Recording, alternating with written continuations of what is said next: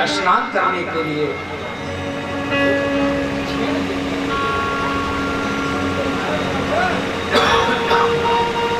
महाराज एक रूप से तो कृष्ण और बलराम का दर्शन कर रहे हैं यमुना जी के अंदर, और एक रूप से महाराज माइक में क्या कर देते हैं, आवाज आ रहा है, माइक सेट रहता छेड़ देते हैं, आवाज आ रहा है,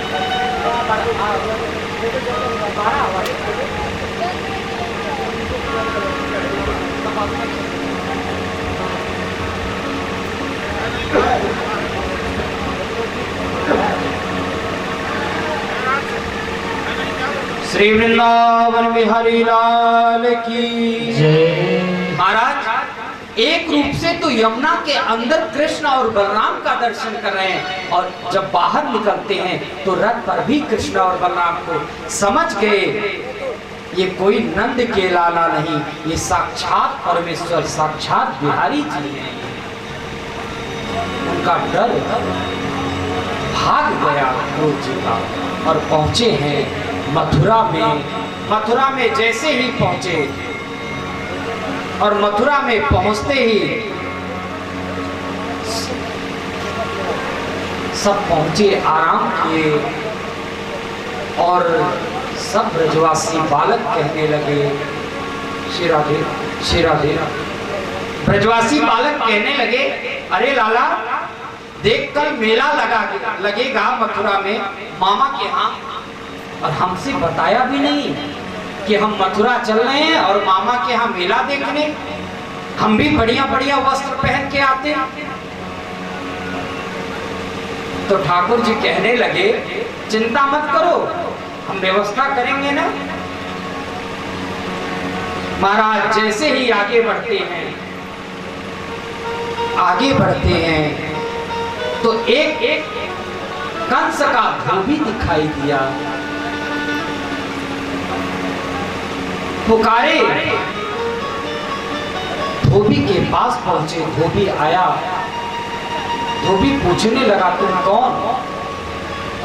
ठाकुर जी कहे ये हमारे ब्रजवासी बालक आए हुए हैं वृंदावन से, इनको तुम वस्त्र पहनाओ।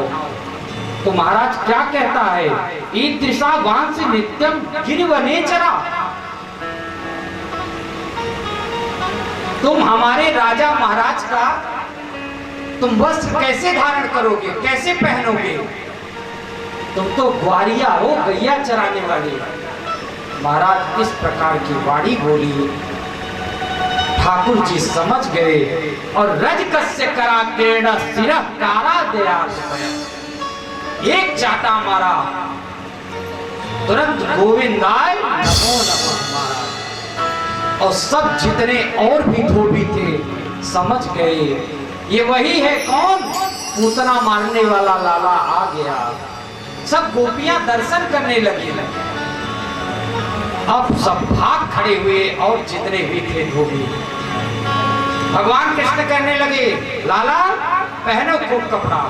अब महाराज सब कपड़े महाराज कंस के धारण कर रखे हैं, कपड़े वस्त्र। अब जब चलने लगे छोटे छोटे नन्हे नन्हे से बालक, और कहा 7-7 8-8 फीट के कंस महाराज, उनका कपड़ा पहने महाराज बिना झाड़ू लगाए, झाड़ू लग रहा है सड़क पर। आगे बढ़ते हैं, लाला कहने लगे, ब्रजवासी बालक कृष्ण कहते हैं अब लाला एक चीज की और कमी है, क्या? अगर ये कपड़ा फिटिंग हो जाए तो कितना अच्छा होगा। हाँ चिंता मत करो ब्रजवासियों। आगे बढ़ते हैं तो एक दर्जी मिलता है, उस दर्जी के पास जाते हैं, वह दर्जी सब कपड़ों को फिट करता है, ब्रजवासी सब उसे पहनते हैं। ब्रजवासी बालक कहने लगे लाला कुछ तो आशीर्वाद दे दे। तब भगवान ने आशीर्वाद दिया दर्जी को, जाओ तो खूब फलो और फूलो। अब महाराज आजकल के दर्जी को देख लो, जितने का वस्त्र कपड़ा और उतनी उसकी सिलाई। देखो आज भी दर्जी कम खिल रहे हैं। आगे बढ़े लाला, सब कुछ तो हो गया, पर गले में जब तक ये माला न पड़ी हो तब तक आनंद नहीं आएगा। तो एक सुदामना नामक का माली था, उसने माला धारण किया, सब लोगों ने माला धारण किया, माला पहनाया। आगे बढ़ते हैं तो ब्रजवासियों को एक चीज बहुत पसंद है, प्रिय है। क्या? ब्रजवासी कहने लगे, लाला अगर माथे पे थापा थुआ तिलक लग जाए तब लगेंगे सच्चे ब्रजवासी। अच्छा, आगे बढ़ते हैं तो कंस को जो नित्य चंदन घिस करके लगाती है उसका नाम है कुब्जा। कुब्जा चंदन घिसकर जा रही थी, उसी समय ठाकुर जी ने देखा और वह कुब्जा कैसी थी, 3 जगह से कुबड़ी थी। और कुबड़ी थी, भगवान किस शब्द से बुलाते हैं कुब्जा को? अरे सुंदरी। कुब्जा ने मुड़कर देखा कि मुझे सुंदरी कहने वाला कौन है। कुब्जा ने बुलाया प्रभु को और भगवान ने कहा, मेरे इन ब्रजवासियों को सबको तिलक लगाओ। कुब्जा सोच रही थी, हे ठाकुर ये चंदन आपके लिए ही घिसती थी, पर राजा ये कंस ने आदेश देकर रखा था कि कुब्जा तुम ही चंदन घिस कर लाओगे, तभी उस चंदन को हम माथे पर धारण करेंगे, लगाएंगे। आज मेरे ठाकुर उस चंदन को लगाए हैं, ब्रजवासी बालक लगाए। तब बालक कहने लगे, लाला कुब्जा 3 जगह से टेढ़ी है, कुछ तो आशीर्वाद दे दे। ठाकुर जी सोचने लगे, हाँ अब भगवान ने मनश्चक्र मन बनाया। क्या? 3 जगह से टेढ़ी है कुब्जा। भगवान ने मन बनाया कि नव युवती कर दूं, मुझे से सीधा कर दूं इसे कुब्जा को। मन बनाया और एक अंगूठे पे अपना चरण रखे और एक बाह में हाथ दिए और होष्ठ पर, दाढ़ी पर महाराज उसके गले पर अपना दाहिना हाथ रखा, जोर से झटका मारा और 16 वर्षीय कुब्जा बन गई। बोल भक्तवत्सल भगवान की। महाराज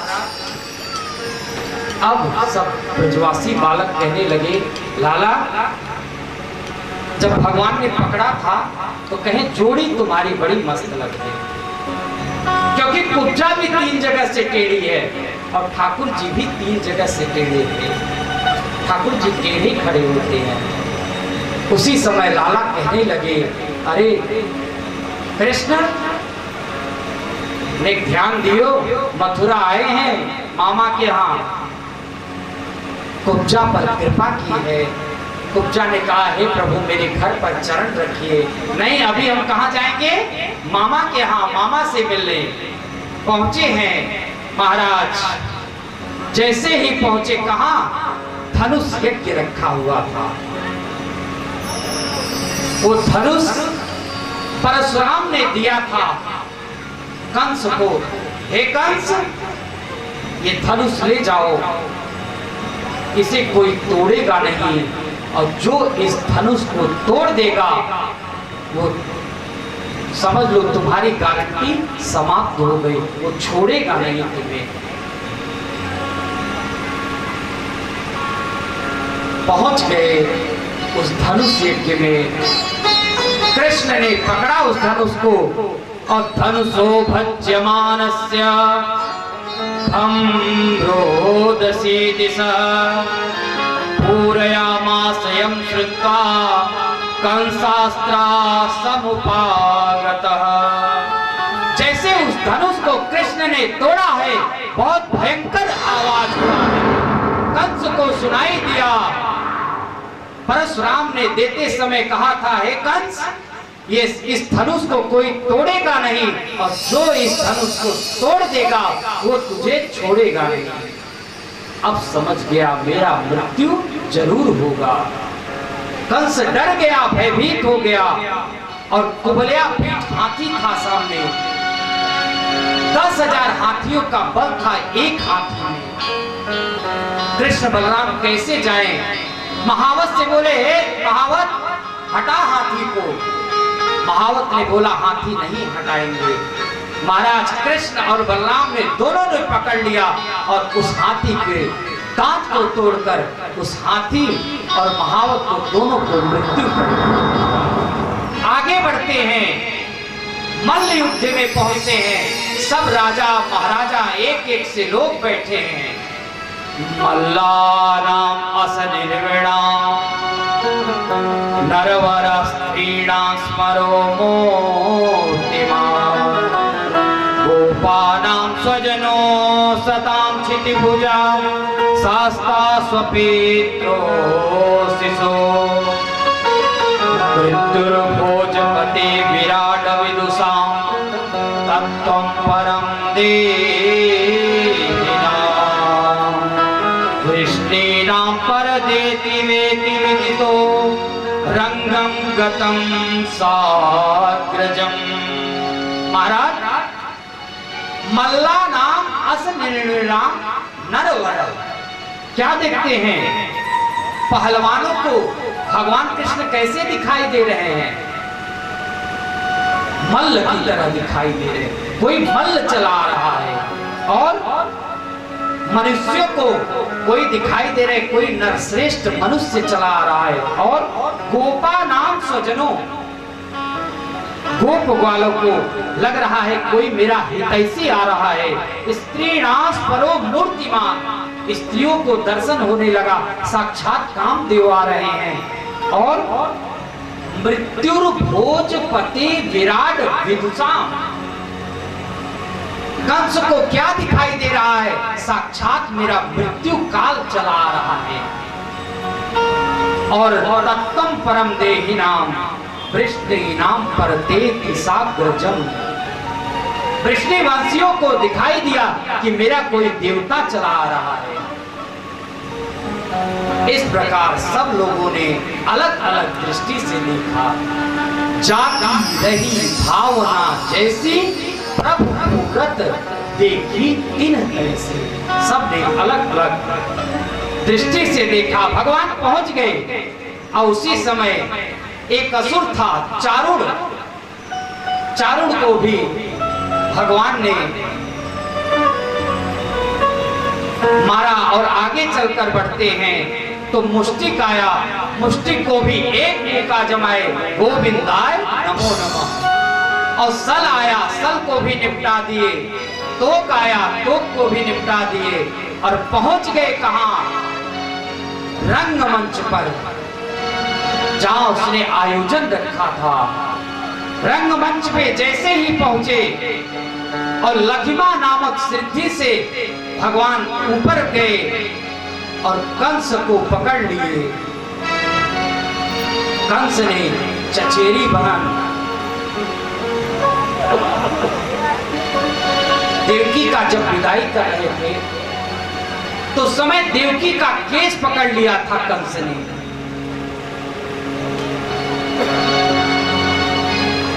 आज भगवान ने भी कंस का केस पकड़ रखा है।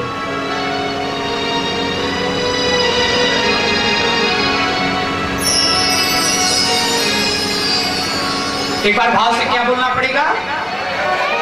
जोर से बोलना पड़ेगा। महाराज भगवान ने कंस का केस पकड़ रखा है और केस पकड़कर याद दिलाने लगे। तो जिस देवकी बहन का धूमधाम से विवाह कर रहा था तूने केस पकड़ा था, केस पकड़े और लघिमा नामक सिद्धि से अपना भार बढ़ाकर कंस के ऊपर रखे और उस रंगमंच से नीचे गिराए। राम से उसी समय कंस का मृत्यु हो गया। और कंस मर्दन भगवान की वसुदेव सुतं देवं कंस चारूढमर्दनम् देवकी परमानंदम् कृष्णं वंदे जगद्गुरुम्। महाराज वसुदेव सुतं देवं कंस चारूढमर्दनम्, कंस को मर्दन किए देवकी परमानंदम, ऐसे देवकी नंदन श्री बाल कृष्ण को हम सब प्रणाम करते हैं। आइए 2 मिनट हरिनाम संकीर्तन करेंगे, फिर हम लोग विवाह की तरफ बढ़ेंगे।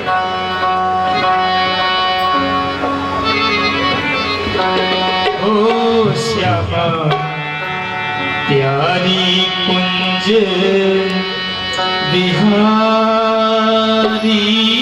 जय जय श्री हरिदास दुलारी। ओ श्यामा प्यारी कुंज बिहारी जय जय श्री हरिदास दुलारी।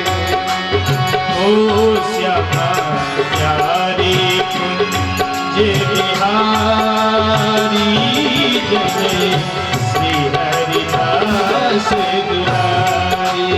ओ श्यामा प्यारी कुंज बिहारी जय जय श्री हरिदास दुलारी। श्यामा प्यारी कुंज बिहारी जय जय श्री हरिदास दुलारी। श्यामा प्यारी कुंज बिहारी जय जय श्री हरिदास दुलारी। श्यामा प्यारी कुंज बिहारी जय जय श्री हरिदास दुलारी। श्यामा प्यारी कुंज बिहारी जय जय श्री हरिदास दुलारी। तेरी लीला जब निराली। श्यामा प्यारी कुंज बिहारी श्री हरिदास दुलारी। ओ श्यामा प्यारी कुंज बिहारी जय जय श्री हरिदास दुलारी। जय राधे राधे गोविंद गोविंद राधे जय राधे राधे गोविंद गोविंद राधे। गोविंद राधे गोपाल राधे। गोविंद राधे गोपाल राधे। गोविंद राधे गोपाल राधे। गोविंद राधे गोपाल राधे। राधे राधे गोविंद राधे। राधे राधे गोविंद राधे राधे गोविंद राधे।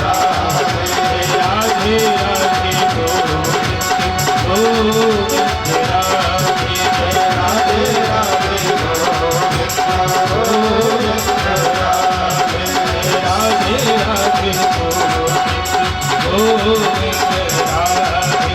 राधे राधे गोविंद राधे। श्री गोविंद भगवान की जय जय श्री राधे। महाराज अब कृष्ण बलराम गए हैं सामदीपनी मुनि के यहाँ उज्जैन में 64 दिन रहे और 64 प्रकार की विद्या को ग्रहण किया। गुरु गृह पढ़न गए रघुराई, अल्पकाल विद्या सब पाई। जैसे राम जी ने अल्पकाल में ही सारी विद्या को ग्रहण किया, उसी प्रकार कृष्ण और बलराम भी वहां पर यज्ञोपवीत संस्कार हुआ और अध्ययन करके आए। उद्धव जी महाराज आए। उद्धव जी ने आकर उन गोपियों को, क्योंकि उद्धव जी को बहुत ज्ञान था, भगवान कृष्ण ने भेजा है ब्रज में जाओ उन गोपियों को बता कर आओ, क्योंकि गोपियां आज भी रो रही हैं। उद्धव जी को ज्ञान था, वृष्टि नाम प्रवरो मंत्री, बृहस्पति के साक्षात चेला थे। उद्धव जी आए, अपनी ज्ञान की चादर को बिछा दिए गोपियों के पास, और गोपियों ने उस चादर को इतना अपने प्रेम रूपी डंडे से इतना धुनाई किया कि उनके चादर की गुदड़िया बन गई महाराज। और जाकर उन गोपियों के चरणों का धूल मांगने लगे। ऐसे उद्धव महाराज गए और जाकर जब मथुरा में गए कृष्ण के पास, हे कृष्ण कितना निष्ठुर है। ऐसा कहने लगे कृष्ण से।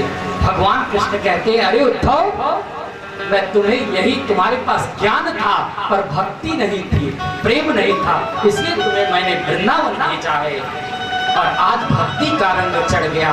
उद्धव जी को भगवान कृष्ण ने दिव्य दृष्टि से सब गोपियों का दर्शन करा दिया और कह दिए इन गोपियों से मैं दूर नहीं जाता। इस प्रकार उद्धव जी आए। अब कंस की दो पत्नियां थी। कंस मारा गया, उसकी पत्नी थी एक अस्ति और दूसरा प्राप्ति। जरासंध कंस के ससुर थे। महाराज 17 बार चढ़ाई किए जरासंध ने, पर भगवान जीत रहे थे।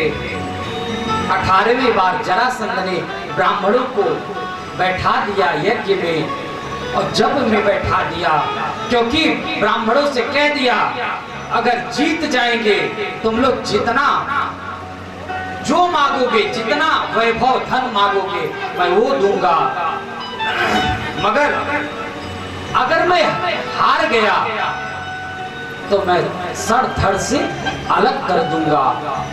अब ब्राह्मण भगवान को पुकारने लगे, हे प्रभु आप ही एकमात्र ऐसे हो जो रक्षा करोगे। 18वें बार स्वयं भगवान रणछोर बन गए। उस रण को त्याग कर विश्वकर्मा को आदेश दिया जाओ तुम एक पुरी बनाओ, और विश्वकर्मा गया है, द्वारिकापुरी का निर्माण किया है। भगवान पहुंचे हैं किस पर्वत पर? प्रवर्षण पर्वत पर चढ़े हैं और चढ़कर छलांग लगाए, उसी समय द्वारिका में पहुंच गए। बोल श्री द्वारिकाधीश की जय। द्वारिका में पहुंचे। अब महाराज इधर काल यमन आया, मुचकुंद ने भस्म कर दिया। आगे बढ़ते हैं। इत्थं सोऽनुगृहीतं कृष्णेनेक्षावकुन्दनं तं परिक्रम्य सन्नन्नं निष्क्राम गुहामुखा। आइए अब हम लोग विवाह की तरफ प्रवेश होते हैं। कृष्ण से बड़े कौन हैं? बलराम जी। आइए पहले बलराम जी के विवाह के बारे में श्रवण करते हैं। एक रेवत राजा थे। रेवत राजा सतयुग के थे और इनकी एक पुत्री थी रेवती। महाराज सतयुग में लोग 50 फीट के होते थे और सतयुग के बाद त्रेता में उसका आधा 25 फीट के और द्वापर में 25 का आधा 12 या 12.5 समथिंग इतने फीट के लोग होते थे और कलयुग में 6 फीट के 6-6.5 फीट के। तो महाराज रेवत राजा ये सतयुग के थे और उनकी पुत्री थी रेवती रानी। अब महाराज वर खोजने लगे, वर कहीं मिला ही नहीं रेवत राजा को। रेवत राजा बहुत परेशान हुए, सोचने लगे ब्रह्मा जी ने सृष्टि किया है, मैं चलता हूँ ब्रह्मा जी से ही पूछने कि इस बेटी का वर कौन है। रेवत राजा सतयुग में ही पहुंच गए ब्रह्मा जी के पास और जाते जाते, क्योंकि हम सबका एक रात एक दिन 24 घंटे में ही बीत जाता है, ब्रह्मा जी की एक रात्रि बहुत बड़ा होता है। रेवत राजा गए थे सतयुग में और आए कब? द्वापर में आए। महाराज आए, कह दिए द्वापर में कृष्ण के बड़े भाई बलराम होंगे, वही है आपकी बेटी के योग्य। रेवत राजा आए, बलराम से विवाह किए, अपने पुत्री रेवती का विवाह हो गया। विवाह के बाद एक बार क्या हुआ, महाराज बलराम जी तो हैं केवल 12 फीट के और रेवती महारानी है 50 फीट की। तो बलराम जी नित्य पूजा करते, तो एक दिन बगीचे में पहुंचे सामने और पुष्प को चुगने लगे। अब महाराज पुष्प को चुगते चुगते जो ऊपर का पुष्प था बलराम जी उसको नहीं तोड़ पाए। अब रेवती जी को थोड़ा अहम आ गया, अभिमान आ गया। देखो तो सही पतिदेव कितना कष्ट हो रहा है, मैं जाती हूँ फूल चुन लूंगी। रेवती महारानी पहुंची और 50 फीट की थी, उन्होंने पुष्प चुग दिया, चुनकर बलराम जी को दे दिया। अब बलराम जी थोड़ा बलाधिक्यात बलम विदु, बलराम जी हल और मूसल रखते हैं, क्रोधित हो गए अपनी पत्नी पे। अच्छा, अपनी लंबाई पर ही तुम्हें अभिमान है। महाराज हल से बलराम जी ने खींचा है और मूसल से ठोक ठोक कर रेवती जी को अपने कान तक पहुंचा दिए महाराज। तब से यह जोड़ी बलराम और जैसे रेवती जी की जोड़ी है, इस प्रकार से एक पति पत्नी का जोड़ी चला आ रहा है। बोल बलराम रेवती महाराज की। बलराम जी का विवाह तो हो गया, आइए हम लोग कृष्ण की तरफ बढ़ते हैं। महाराज राजा से भीष्मको नाम विदर्भाधिपते महान और तस्य पंचा भवन पुत्रा पंचैका च वराननः। एक राजा थे विदर्भ देश के, कुंडितपुर के राजा थे, उनका नाम था भीष्मक। उनके 5 पुत्र थे और एक पुत्री थी जिसका नाम था रुक्मिणी। सबसे बड़ा बेटा था, उसका नाम था रुक्म अग्रजो, रुक्म नाम था। अब पिताजी ने बेटी के लिए वर खोजने लगे, वर खोज रहे थे तो कहने लगे हाँ एक कृष्ण नामक का वर है, उसके साथ इस बिटिया का मैं विवाह कर दूं। बड़ा भाई बोल पड़ा, नहीं पिताजी आप बुढ़े हो गए हैं, आपका दिमाग काम नहीं कर रहा है, मैं तो जो दमघोष का बेटा है शिशुपाल उसके साथ अपनी बहन का विवाह करूंगा। महाराज क्योंकि बड़ा भाई था और पिताजी मेरी बात भी हो गई है, शिशुपाल परसों ही बारात लेकर आ रहा है। अच्छा, महाराज रुक्मिणी ने सुना कि मेरा विवाह मेरे भैया शिशुपाल के साथ करने जा रहे हैं। रुक्मिणी रोने लगी और रोते हुए क्यों? क्योंकि साक्षात लक्ष्मी है रुक्मिणी। रुक्मिणी जब भी वरमाला डालती हैं तो नारायण के गले में ही डालती हैं। पिताजी तो कृष्ण के लिए कह रहे थे पर भाई जिद कर लिया। उधर बारात की तैयारी करने लगा शिशुपाल और इधर रुक्मिणी जी ने जाकर भाभी से कहा, भाभी भैया ने मेरा विवाह उस शिशुपाल के साथ तय कर दिया है। तो भाभी ने कहा सुनो एक पत्र लिखो। तो उन्होंने 7 श्लोकों से मानो कि 7 फेरे ले रही हो रुक्मिणी भगवान कृष्ण से। उस पत्र में क्या लिखती हैं? श्रुत्वा गुणान् भुवन सुंदर शृण्वता ते निर्विश्य कर्ण विवरै हरतोंगतापः रूपम दृशां दृश्यमता मखिलार्थलाभम् त्वय्यच्युता विशति चित्रमपात्रपं मे। हे बिहारी जी, हे ठाकुर, मैं आपसे ही विवाह करना चाहती हूँ। पत्र लिखा 7 श्लोकों में। बंधु, क्योंकि हर कन्या क्या चाहती है?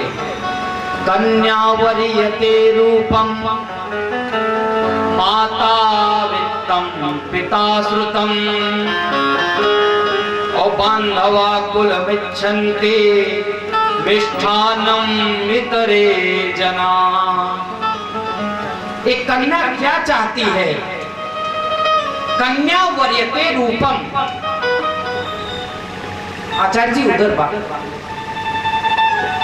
एक बार भाव से क्या बोलना पड़ेगा? तो महाराज कन्या वर्यते रूपम, एक कन्या चाहती है मुझे सुंदर पति मिले, और माता वित्तम, एक माता चाहती है कैसा दामाद मिले? धनवान मिले। और पिता श्रुतम, पिता क्या चाहता है कि मेरा दामाद बहुत पढ़ा लिखा हो। और बांधवा कुलमिच्छन्ति, ये बंधु बांधव क्या चाहते हैं कि भैया कैसा कुल है। और मिष्ठान्नम वितरे जना, ये जो आपके बाराती जाएंगे ना, ये देखेंगे कि कौन सा मिठाई कितनी सुंदर बनी है, क्या बना है बारात में। मिष्ठान्नम वितरे जना, ये सब देखेंगे पकवान कितने सुंदर बने हैं। तो माता रुक्मिणी ने पत्र लिखा और ब्राह्मण को बुलाया, और उस पत्र में ये भी लिख दिया था क्या? 100 जन्म भी लूंगी तब भी मैं शिशुपाल से विवाह नहीं करूंगी। हे प्रभु मैं तो आपसे ही विवाह करूंगी। यहिहार भुजाक्ष नलबे भगवत प्रसाद, जहिया मसून व्रत के साथ सतजन्म भी 100 जन्म भी लूंगी तब भी मैं आपसे ही विवाह करूंगी। ब्राह्मण पत्र लेकर निकल दिए, द्वारिका पहुंचते हैं और ठाकुर जी ने देखा ब्राह्मण देवता आए हैं, उसको उनको स्नान ध्यान कराए। स्नान ध्यान कराने के बाद भोजन प्रसाद खवाए। हे ब्राह्मण देवता, अब कहने लगे कैसे आपका आना हुआ?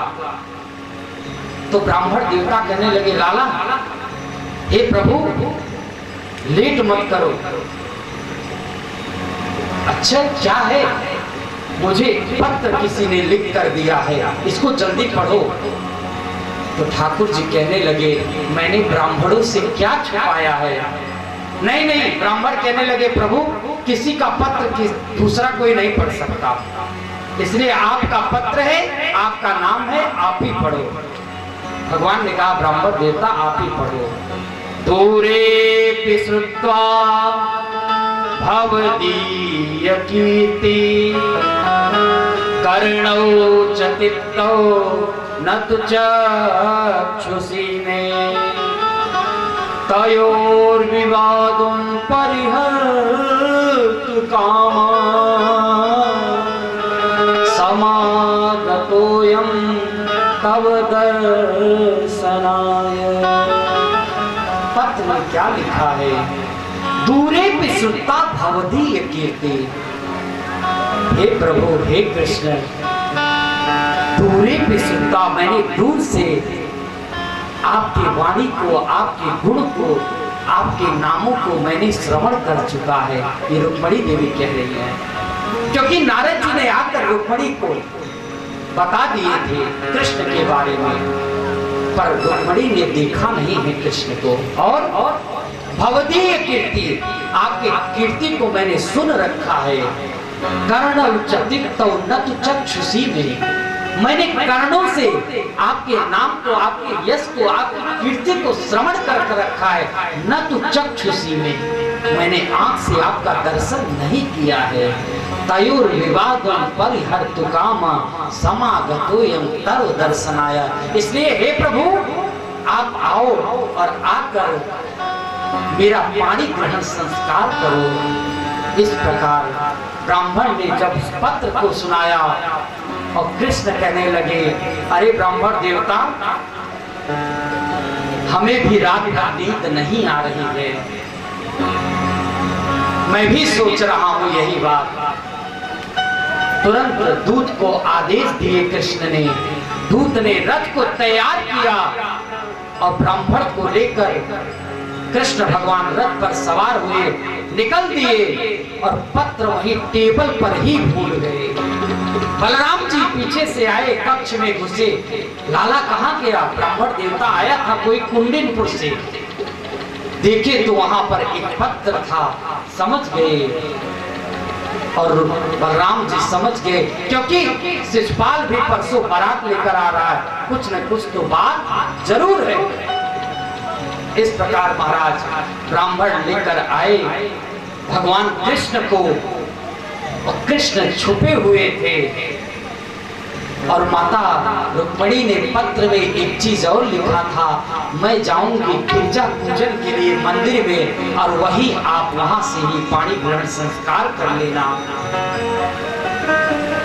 मगर जो भाई था, रुक्मिणी का भाई रुक्मी था, उसने बहुत सारा सुरक्षा लगा रखा था, बहुत सारी सेना लगा रखा था, घुड़सवार, हाथी सवार, पैदल सवार सैनिक लगे हुए थे चारों तरफ से।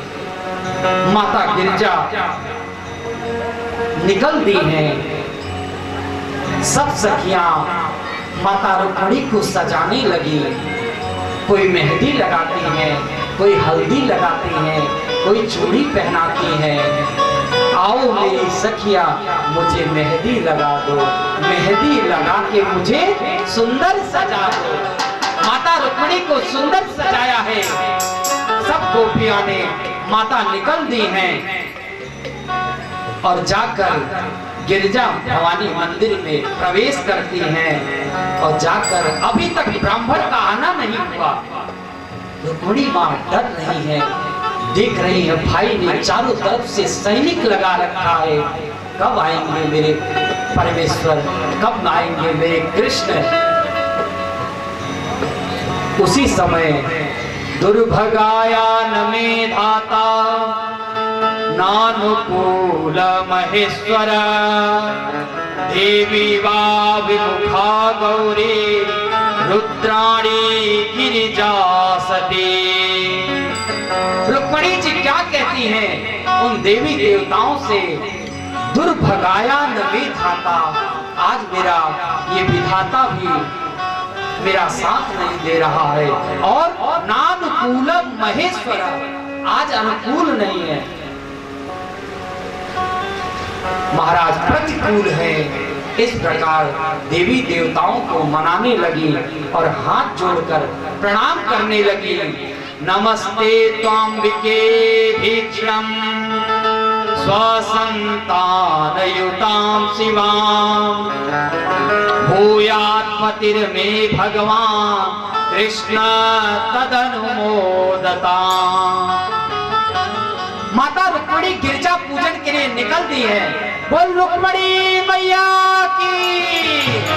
देखो आप लोग दर्शन करो, रुक्मिणी माँ गिरजा पूजन के लिए निकली है। बंधुओं, ये जो भागवत में श्री सुखदेव जी महाराज कहते हैं, जिस किसी कन्या का विवाह नहीं हो रहा हो, इस मंत्र का अगर जाप करे उसका विवाह जरूर हो जाएगा। नमस्ते त्वाम विक्रम विक्रम स्वसंतान युताम सुताम। मैं शंकर भगवान भोलेनाथ आपको प्रणाम कर रही हूँ और आपके पूरे परिवार को प्रणाम कर रही हूँ। भूया पतिर में भगवान कृष्ण तदनुमोदनम, कृष्ण मेरा पति बन जाए, कृष्ण मुझे आकर स्वीकार करे। इस प्रकार आप सब लोग माता रुक्मिणी का दर्शन कर रहे हैं। अभी हमारे पांडे परिवार बारात लेकर निकल दिए हैं। अभी कृष्ण भगवान आ रहे हैं बारात लेकर। खूब धूमधाम से हम लोग विवाह का दर्शन करेंगे। माता रुक्मिणी, इतने में ही कौन दिखाई दिया? ब्राह्मण देवता आ गए। ब्राह्मण देवता जैसे आए, माता रुक्मिणी देखकर प्रसन्न हो गई, खुश हो गई। रुक्मिणी जी ने पूछा, ब्राह्मण देवता जल्दी बताओ, समाचार बताओ। ब्राह्मण देवता कहते हैं, अरे मैया, मैं स्वयं कृष्ण को लेकर ही आया हूँ। ब्राह्मण देवता ने प्रणाम किया है कृष्ण के, और माता ने आशीर्वाद भी दिया है, जाओ तो खूब फलोगे फूलोगे। इस प्रकार ब्राह्मण देवता चले गए। कृष्ण भगवान उन सैनिकों के बीच में आ गए हैं, सैनिक के बीच में आए हैं और आकर सब सैनिक उस कृष्ण की कला को, रुक्मणी की सुंदरता को देखने लगे। अरे देखो तो सही, कितनी सुंदर है यह रुक्मणी। ठाकुर जी आ गए, रुक्मणी दृष्टि से देखने लगी, कहाँ है मेरे बाके बिहारी। जैसे ही देखती हैं उस सैनिकों के बीच में भगवान कृष्ण खड़े हैं, बंसी ने पहचान गई और भगवान कृष्ण ने रुक्मणी का हाथ पकड़ा और रथ पर बैठाकर 9 2 11 हो गए। जैसे ही महाराज लेकर बढ़े, उसी समय एक कहता, अरे वो छोड़, देख तो सही कितना सुंदर जोड़ी है इन दोनों का। दूसरा सैनिक कहता, वो छोड़, दूल्हे का शेरवानी देख कितना सुंदर है। तीसरा कहता, वो भी छोड़, अरे देख तो सही दूल्हे का ये माला कितना सुंदर है। वर्णन करने लगे दूल्हे का। अरे एक कहता, वो छोड़, दूल्हे का शेरवानी तो देख, मुकुट देख कितना सुंदर पहना है। एक सैनिक कहता, वो भी छोड़, इस दूल्हे ने जूती जो पहन रखा है वो कितना सुंदर है। एक कहता है, अरे वो तो छोड़, दोनों की जोड़ी देख कितना सुंदर है। सब वर्णन करने लगे। एक कहता है, हे भगवान, यही जोड़ी अच्छा भी लग रहा है। अब सब ये भूल गए कि मैं किस लिए यहाँ पर आया हूँ, किसकी रक्षा करने के लिए आया हूँ। और कृष्ण ने रुक्मणी को रथ पर बैठाया, सवार होकर 9 2 11 हो गए। सब सैनिक आपस में कहने लगे, अरे खड़े किस लिए हैं? एक कहता, हाँ हाँ, अरे रुक्मणी की रक्षा के लिए। अरे एक कह रहा, ले गो ले गो ले गो ले गो ले गो। 9 2 11 हो गए महाराज। अब ब्रह्मा जी ने रुक्मी पहुंचा मारने के लिए भगवान कृष्ण को। और जैसे ही पहुंचे, उधर से कौन आ रहे थे? बलराम जी आ रहे थे, क्योंकि अपनी पूरी सेना हल मूसल लेकर जान रहे थे कुछ उत्पात इस बारात में जरूर होगा। इस प्रकार रुक्मी पहुंचा और भगवान कृष्ण ने उसे मुंडन कर दिया और धक्का मारने लगे। उसी समय बलराम जी आ गए। बलराम जी कहने लगे, अरे लाला, तू क्या कर रहा है? अरे कृष्ण कहने लगे, तुम मारने के लिए आ रहा है? अरे नहीं, ऐसा क्यों कर रहा है? क्योंकि अब तुम्हारा ये रिश्ता हो गया है, अब तो ये साला बन गया है, इसलिए उसे छोड़ दो। रुक्मी आया और उधर रुक्मी आया, बलराम जी भी आए, सब सैनिकों को मार गिराकर उधर कृष्ण और रुक्मणी पहुंचे हैं द्वारिका में। विधिवत धूमधाम से विवाह हुआ है और ब्रह्मा जी ने विवाह कराया है। बोल कृष्ण रुक्मणी मंगल भगवान की। बंधुओं, देखिए बारात चल चुका है, पांडे परिवार बारात लेकर आ रहे हैं। सब लोग बैठे रहेंगे, कोई भी नहीं जाएंगे, क्योंकि कल भागवत का विश्राम दिवस है, कल सप्तम दिवस है। कल कथा का टाइम 3 से 7 रहेगा। कल भागवत विश्राम है, परसों यहाँ पर हवन होगा और महाप्रसाद भी है। आगे का समाचार आपको हमारे आचार्य जी बताएंगे। कोई भी उठेगा नहीं, अभी हम लोग जयमाल का दर्शन करेंगे कृष्ण और रुक्मणी का। बोल भागवत भगवान की, बोले द्वारकाधीश भगवान की, श्री रुक्मणी महारानी की जय। जय श्री राधे। देखिए बारात की आवाज आने लगी है, पटाखे बजने लगे हैं, कुछ ही देर में बारात पहुंच रही है। भगवान द्वारकाधीश हमारे मंडप में पधार रहे हैं और बारात का स्वागत बड़े धूमधाम से हम करेंगे। कल की सूचना आप सुनते रहिए। एक बार प्यार से क्या बोलेंगे? बोले कृष्ण कन्हैया की। कल की विशेष सूचना यह है कि कल यहाँ पर कथा का विश्राम दिवस है और शास्त्रों में ऐसा लिखा हुआ है, सभी ध्यान दें, शास्त्रों में ऐसा लिखा हुआ है कि जिन्होंने 6 दिन की कथा नियम से न सुनी हो, वो 7वें दिन की कथा नियम से सुने तो उसको पूरी कथा सुनने का फल प्राप्त हो जाता है। तो कल कल सुदामा चरित्र की कथा, विश्राम दिवस, व्यास जी का पूजन होगा, सुखदेव जी की विदाई होगी। तो जिन्होंने भागवत की कथा सुनी है सब कल व्यास जी का पूजन करेंगे। तो आइए अब भगवान द्वारकाधीश का हम स्वागत करते हैं। बाकी सूचनाएं हम विवाह के बाद देंगे। बोलो द्वारकाधीश की। हमारे फूलचंद्र पांडे जी खड़े हो जाएं, रामचंद्र पांडे जी और कैलाश चंद पांडे जी बारात का स्वागत करें, भगवान कृष्ण को करवाएं। और हमारे शुभम मिश्रा जी विवाह मंडप में पहुंच रहे हैं, जयमाला का कार्यक्रम होगा।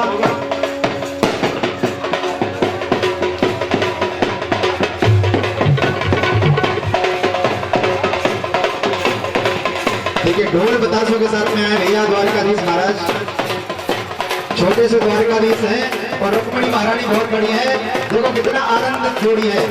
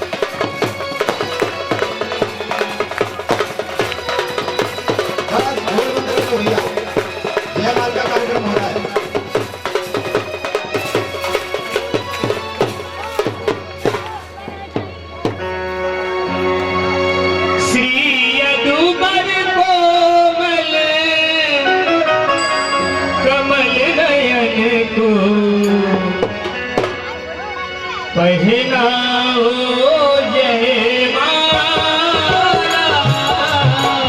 पहनाओ जय माला, श्री अधूमन कोमल कमल नयन को पहनाओ जय माला, पहनाओ जय माला।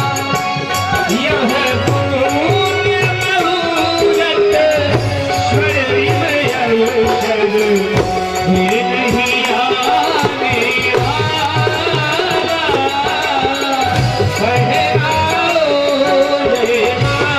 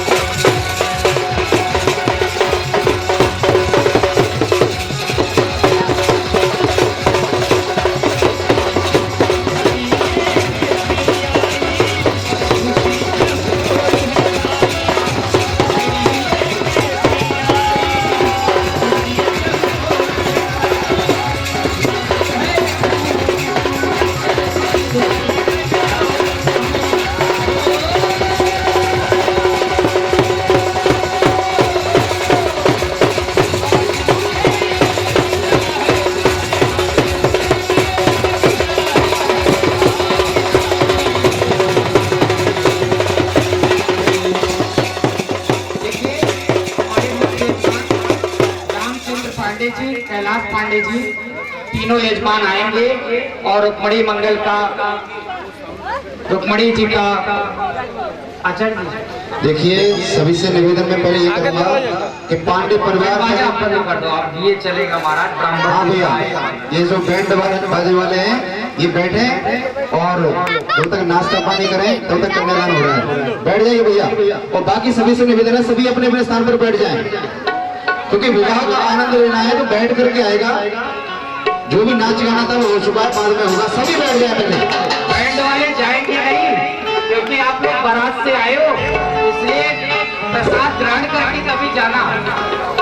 सभी को बैठाइए, सभी बैठ जाओ भैया, सभी बैठ जाइए। पांडे परिवार को छोड़ करके सभी बैठ जाएं। जो बैठेगा उसी को नाश्ता मिलेगा, उसी को भोजन मिलेगा। चलिए, ओम पुरंद महादेव थोड़ा 5 मिनट में कन्यादान यहाँ पर हो रहा है मंत्रों के द्वारा, वैदिक मंत्रों के द्वारा। पुष्प ले लेंगे, माता रुक्मिणी भगवान कृष्ण का ध्यान कर लेंगे।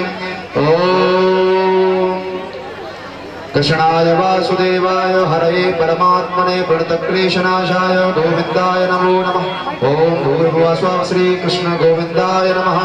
ओम महालक्ष्मी च विद्महे विष्णुपत्नी च धीमहि तन्नो लक्ष्मी प्रचोदयात्। ओम श्री लक्ष्मी स्वरूपा रुक्मिण्यै नमः। ध्यानार्थे पुष्पाणि समर्पयामि।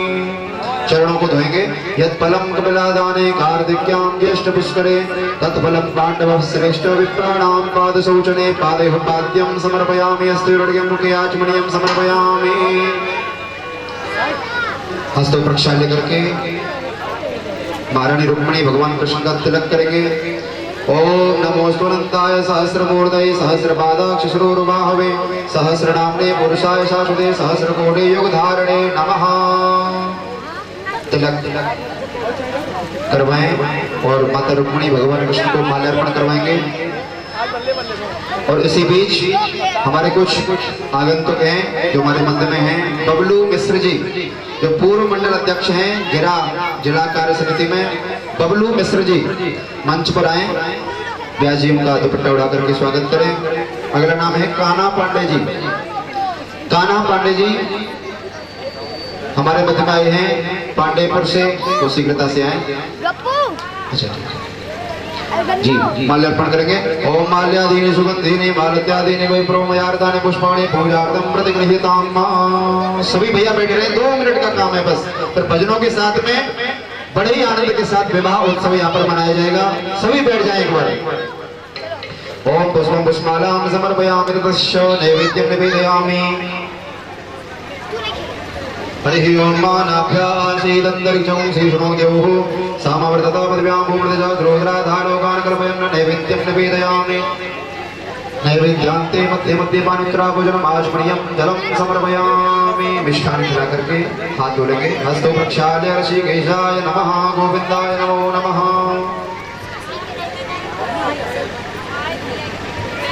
जी एक थाली साइड में रख देंगे, बरात के बगल में एक थाली रखेंगे।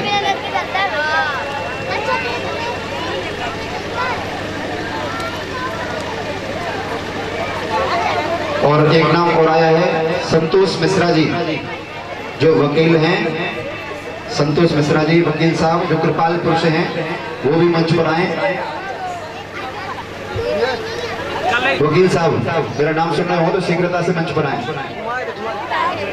जी बाकी अब कन्यादान सामग्री हाथ में ले लेंगे, कन्यादान करेंगे माता रुक्मिणी का। जो भी आप सामग्री लेके आए हैं वो सभी पूरी हाथ में लेना संकल्प होगा।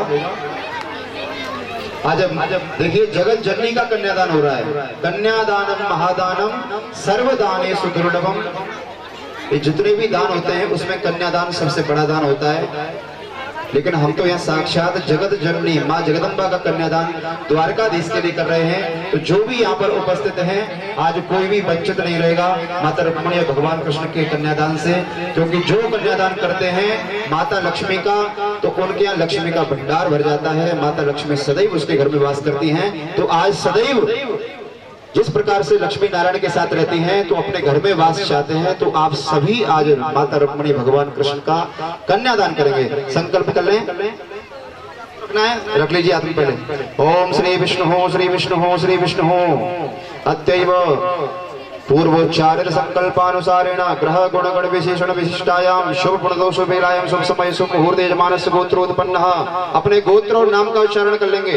सावरण गोत्रोत्पन्न नामनः कैलाश चंद्र पांडे नामनः, श्रीमतः फूलचंद्र पांडे नामनः सपत्नीक पार्वती पांडे, श्रीमतः रामचंद्र पांडे नामनः पुष्पा पांडे सपत्नीक सहितस्य सपरिवार सबंधु बांधव सहितस्य, श्रीमद् भागवत अंतर्गत शुभ समय शुभ मुहूर्ते श्री रुक्मणी कृष्ण कन्यादान अंतर्गत श्री कृष्ण रुक्मणी पूजन हेतवे यथाशक्ति यथा भक्ति पात्र वस्त्र आभूषण यथाशक्ति यथा भक्ति द्रव्य दक्षिणा सहित दातुम हम उत्सृजे अर्पण कर देंगे।